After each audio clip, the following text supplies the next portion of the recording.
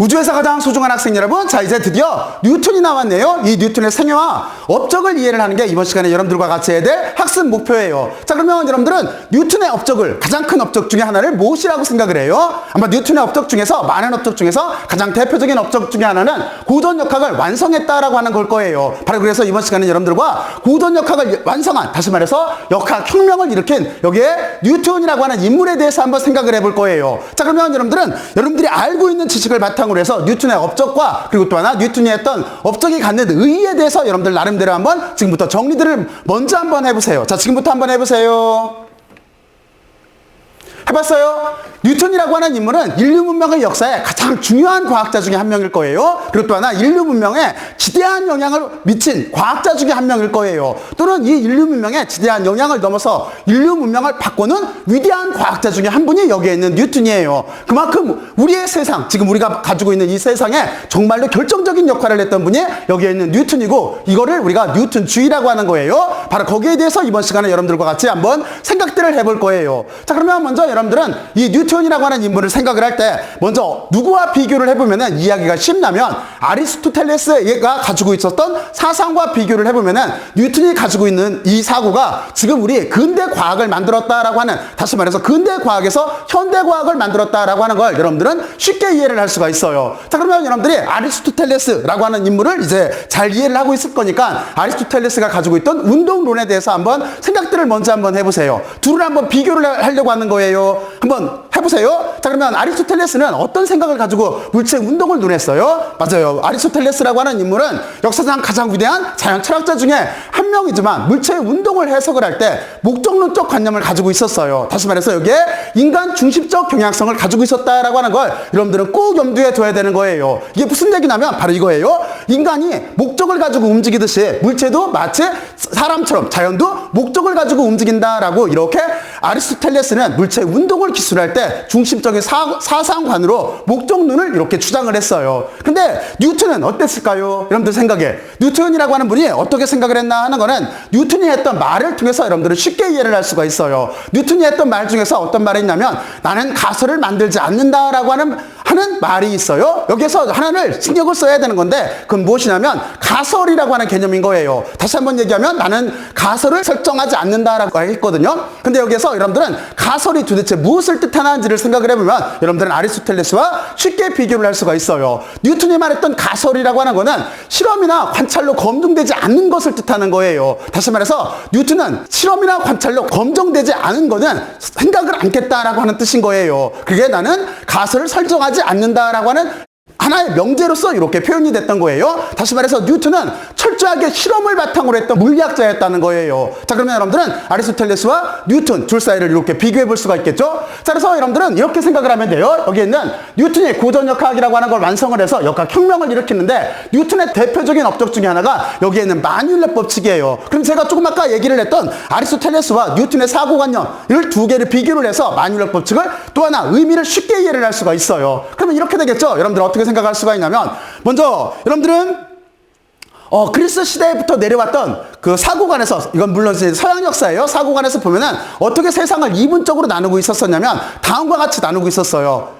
그러니까 세상을 어떻게 나누고 있었었냐면 한쪽에서는 우리가 지상계라고 하는 게 있었어요. 한쪽에서는 천상계라고 하는 게 있었어요. 근데 이게 지상계와 천상계라고 하는 거는 물체 운동부터 그 시발점이 있어요. 다시 말해서 물체가 직선 운동을 하는 세상과 물체가 원 운동을 하는 세상이 있을 거잖아요. 그렇잖아요. 바로 그래서 물체가 직선 운동을 하는 세상을 우리가 지상계라고 받고, 다시 말해서 사과가 떨어지는 현상, 다시 여기가 사과라고 한다면 사과가 떨어지는 이런 세상을 우리가 지상계라고 받고, 그리고 또 하나 여기 있는 걸 다리라고 한다면 다리 이렇게 원운동을 하면서 돌고 있는 세상을 이쪽을 천상계라고 봤던 거예요. 자 그런데 뉴턴의 마뉴얼 법칙이라고 하는 거에 다시 한번 의미를 부여하면 어떻게 되는 거예요? 결국에 뉴턴이 마뉴얼 법칙에 포함을 하고 있던 것, 다시 말해서 해결을 하려고 했던 건 뭐냐면 사과가 떨어지는 세상이나 다리 원운동을 하는 세상이나 서로 같다라고 하는 거예요. 여러분들 여기가 이해가 가요? 자, 그러면 다시 앞쪽으로 돌아가서 여러분들이 아리스토텔레스와 뉴턴의 관념을 비교를 했을 때 나는 가설을 설정하지 않는다라고 하는 말에서 가설이라고 하는 거는 우리가 관찰된 세상이만이라고 했잖아요. 그러니까 다시 말해서 뉴턴은 어떻게 자연을 이해를 하는 거냐면 아리스토텔레스가 인간의 목적을 바탕으로 해서 자연을 논하려고 했다라고 한다면 인간의 목적과 같이 자연을 논하려고 했다라고 한다면 뉴턴이라고 하는 과학자는 말 그대로 자연을 자연으로만 본 거예요. 그렇잖아요? 그러니까 사고가 떨어지는 세상이나 다리 원운동을 하는 세상이나 실제적으로 이거를 본질적으로 들여다보면은 하나의 법칙으로 다시 말해서 만율력 법칙으로 서로 다 해결할 수 있다라고 생각을 한 게 여기 있는 뉴턴이었던 거예요. 그러니까 말을 정리하면 이렇게 되겠죠. 자연 현상에서 다르게는 보이지만 본질적으로 같은 현상들을 찾아내가지고 이거를 하나의 법칙으로 설명을 할 수 있다라고 보는 게 여기에 있는 뉴턴주의라고 하는 뉴턴의 과학하는 방법이었던 거예요. 자, 그러면 여러분들은 여기까지 잘 이해를 할 수가 있겠죠. 자, 그리고 뉴턴은 또 하나 여기서 보면은 뉴턴의 종합이라고 하는 게 있는데 이 종합이라고 하는 건 뭐냐면 실험적 전통하고 수학적 전통을 이렇게 결합을 했다라고 하는 거예요. 무슨 얘기냐면 이런 문제들을 해결을 할 때 그러면 실험과 관찰만으로 끝내는 게 아니라 이 뒤에는 어떻게 돼요? 맞아요. 이 뒤에는 수학을 도용을 하는 거예요. 그래서 실험이나 관찰로서 이렇게 데이터나 어떤 자료들을 수집을 해서 이거를 수학적인 우리가 지금 알고 있는 원리와 법칙으로서 표현할 수 있게 만든 게 여기에는 뉴턴이었던 거예요. 그래서 우리는 어떻게 생각을 할 수가 있냐면 플라톤이나 여기에 있는 피타고라스가 가지고 있는 수학적인 이 전통하고 그리고 또 하나 아리스토텔레스가 가지고 있던 실험적인 전통 이 두 가지가 서로 다른 줄기로 내려오고 있었는데 뉴턴이 이걸 통합을 해서 드디어 우리가 알고 있는 현대 과학으로 바꿔놨어요. 자, 그러면 뉴턴이 가지고 있었던 이런 사고관이 뉴턴이 가지고 있던 이 철학이 왜 중요했는지 여러분들은 이제 잘 이해를 할 수가 있었을 거예요. 자, 그러면 여러분들은 여기까지 잘 이해를 했을 거라고 생각을 하고 자, 지금부터 한번 나름대로 지금 제가 폈던 이 논리에 대해서 여러분들이 한번 나름대로 정리들을 먼저 한번 해보세요. 지금부터 한번 해보세요. 해봤어요? 자, 그러면 여러분들은 여기 뉴턴이라고 하는 분도 기적의 해라고 하는 걸 만드는데 이 기적의 해 동안 뉴턴은 크게 봤을 때 세 가지 일을 해요. 하나는 여러분들이 좀 전에 제가 설명을 했던 만율력 법칙이라고 하는 게 하나가 있고 그리고 또 하나는 광학이라고 하는 지금 빛이라고 하는 현상을 이해하려고 노력을 했고 그리고 또 하나 여기서 여기를 얘기를 할 때 부연 설명을 해주려고 하는 건데 다시 말해서 뉴턴이 미적분학이라고 하는 걸 만들어요. 그렇잖아요? 미적분학을 만든 거는 뉴턴이었었어요. 물론 라이프니츠와 경쟁을 해요. 경쟁을 하는데 결국에는 뉴턴이 원조다라고 이렇게 그 유럽 역사에서 보면은 뉴턴의 원조를 이렇게 부여를 받아요. 그래서 미적분학은 지금 우리의 입장에서는 뉴턴이 만들었고 그리고 라이프니츠가 많이 그거를 개선시켜서 개발시켰다라고 생각을 하고 있어요. 그러니까 수학자들 입장에서는 어떤 표현까지 쓰는 거냐면 수학으로 세상을 이렇게 나눌 때 그렇죠? 수학적인 세상을 나눌 때 미적분학이 있는 세상과 없는 세상으로 이렇게 극단적으로 분할하기도 해요. 그만큼 여기에 있던 뉴턴의 미적분이라고 하는 게 정말로 중요했었어요. 왜 그렇게 중요했었을까요? 여러분들은 먼저 또 하나 그 점에 대해서 생각을 해봐야 돼요. 이게 왜 그렇게 중요했었냐면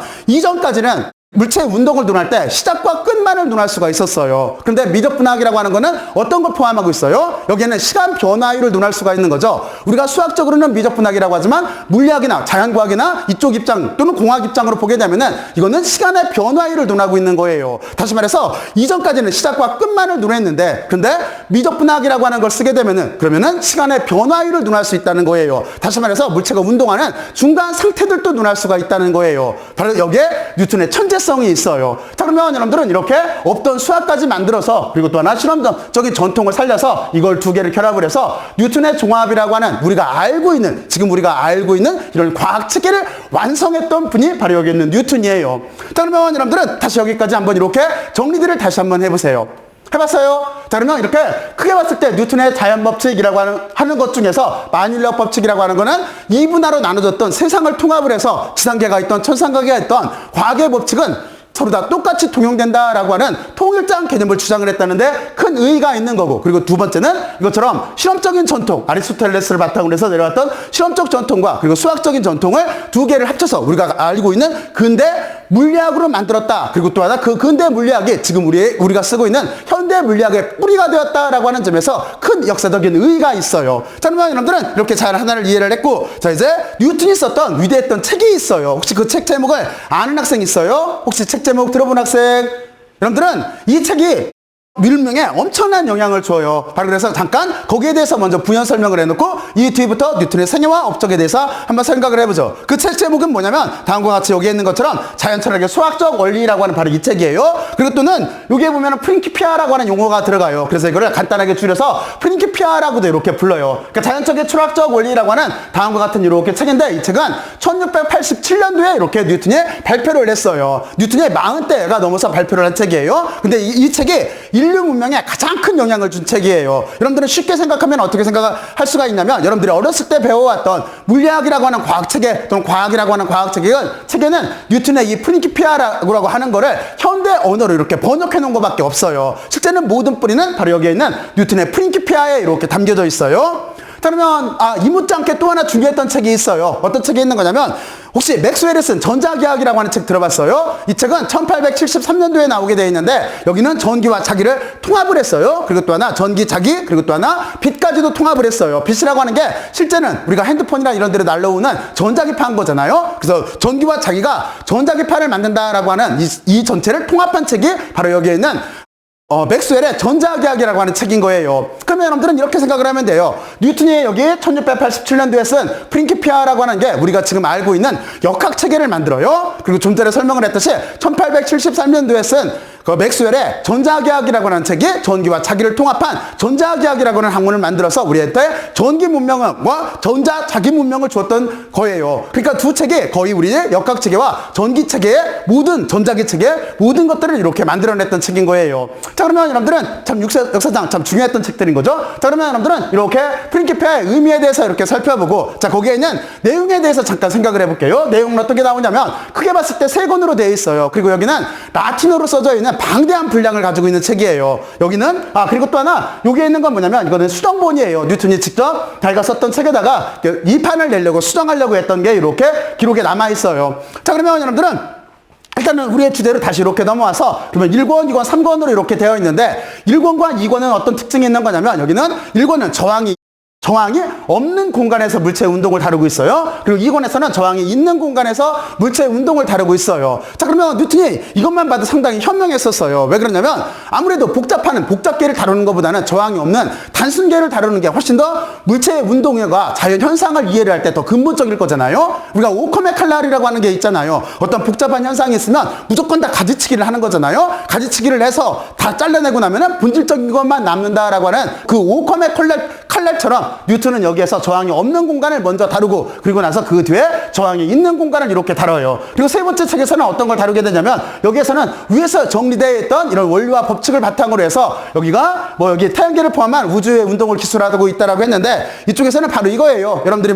그 만율력 법칙을 통해서 행성의 운동이라든가 케플러의 운동을 집대성해서 만율력 법칙으로 이렇게 하나의 식으로 표현하잖아요. 그거라든가, 그리고 또 하나는 여기 보면은 그 조수간만이라든가 바로 이런 것들을 이렇게 다루고 있어요. 자, 그러면 여러분들은 이쪽은 행성의 운동이라든가 조수간만을 다루고, 그리고 이쪽에서는 저항이 없는 공간, 여기는 저항이 있는 공간을 이렇게 다루게 돼 있어요. 그리고 여기서 하나의 특징, 그러니까 여러분들 이걸 알고 있으면 되는 거예요. 이 저항이 없는 공간이 우리가 알고 있는 물리학이라고 하는 그 분야예요. 다시 말해서 이쪽에서 주로 역학체계와, 제가 조금 아까 이쪽에 3권에서 이 문제들을 해결하려고 썼던 만율력 법칙이라고 하는 게 있었잖아요. 바로 그 내용들이 이 1권에 나오게 돼 있어요. 그러면 여러분들은 역학에서 다룰 수 있는 내용들을 생각을 해보면 이거겠죠? 뉴턴은 세 가지 운동 법칙을 바탕으로 해서 여기를 다루게 되어 있는데, 그 세 가지 운동 법칙은 여러분들이 잘 알고 있을 거예요. 첫 번째는 관성의 법칙, 두 번째는 가속도의 법칙, 그리고 세 번째는 작용 반작용의 법칙이라고 하는 것과 역비례의 법칙이라고 하는, 거리의 제곱에 반비례하는 힘이 존재라고 한다는 만율력 법칙을 주축으로 물체의 운동을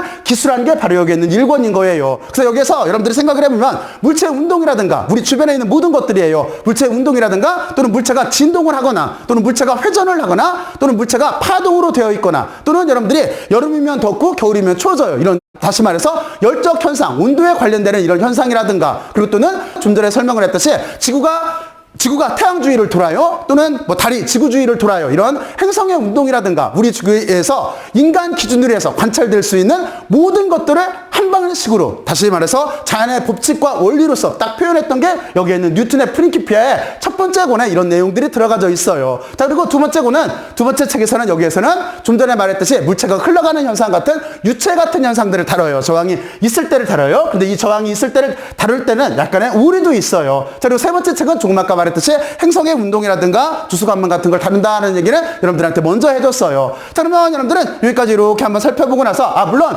여기에 있는 내용은 이따가 뉴턴의 생애와 업적을 얘기를 할 때 거기서 좀 더 자세하게 이렇게 부연 설명을 해줄 거예요. 자, 그러면 여러분들은 여기까지 잘 이해를 했고, 그리고 여기서 한 가지를 생각을 하고 넘어가야 되는데, 그러면 뉴턴의 프린키피아라고 하는 거는 아까 제가 부연 설명을 했듯이 뉴턴이 미적분학을 만들었으니까 여기는 책의 기술이 미적분학으로 되어 있을까요? 이게 묘하게 그렇지가 않아요. 여러분들한테 조금 아까 미분적분이 얼마나 이게 우리 문명에 큰 영향을 줬나 하는 건 제가 부연 설명을 했었어요. 그렇잖아요. 쉽게 말해서 뭐 미적분학이라고 하는 게 있던 세상과 없던 세상으로 이렇게 구별할 정도로 과학에서는 또는 수학에서는 정말로 중요한 발견이 미적분학이었었어요. 근데 실제로 또 하나 가장 인류 역사에 영향을 줬던 이 프린키피아를 쓸 때는 뉴턴은 미적분학을 사용하지 않아요. 오로지 기하학적 구조만 가지고서 여기 있는 책을 썼어요. 왜 그랬을까요?